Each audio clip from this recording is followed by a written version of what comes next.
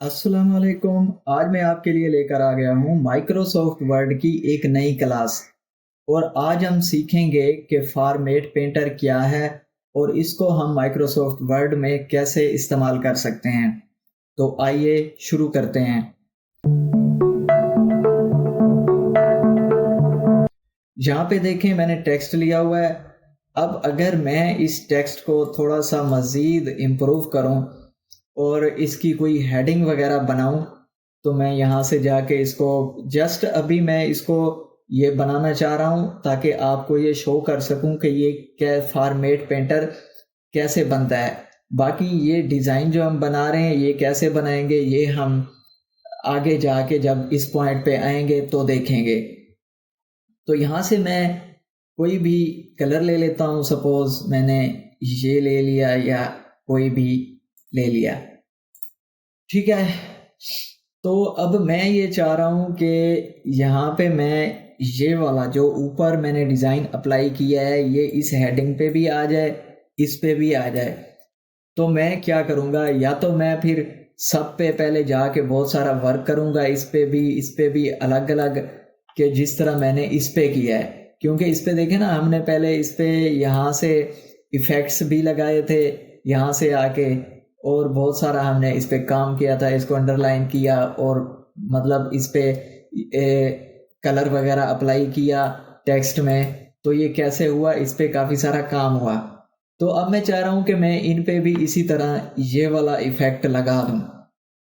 तो एक तरीका यही है कि मैं या तो सब पे जाके इसी तरह काम करूँ, लेकिन सिंपलेस्ट वे क्या होगा, मैंने इसको किया सिलेक्ट, कंट्रोल सी करके मैंने इसको कर लिया कॉपी। अब मैं जाता हूँ उस फॉर्मेट पेंटर पे। ये हमारा फॉर्मेट पेंटर है, मैं आपको जूम करके दिखाता हूँ। ये हमारा फॉर्मेट पेंटर है, ठीक है। और इस पे मैंने अब इसको करना है डबल क्लिक। याद रखें मैंने अपने टेक्स्ट को सिलेक्ट किया हुआ है।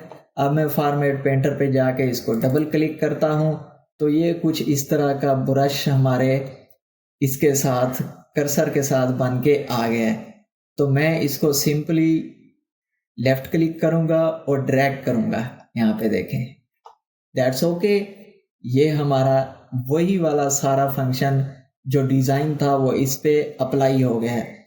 अब इस पे आगे करता हूँ, इसको भी left click hold and drag करूँगा तो ये इस पे भी अप्लाई हो गया है। ठीक हो गया, इसकी फॉर्मेट पेंटर की समझ आ गई। ये बहुत ही ज़्यादा हमारे लिए यूज़फुल होता है, ये हमारे टाइम की बचत करता है कि हम एक काम को बार बार ना करते रहें। हमें जहाँ जहाँ उसकी ज़रूरत होगी हम इसी फॉर्मेट पेंटर के ज़रिए से ही उसको आगे जगह जगह अप्लाई कर रहे होते हैं।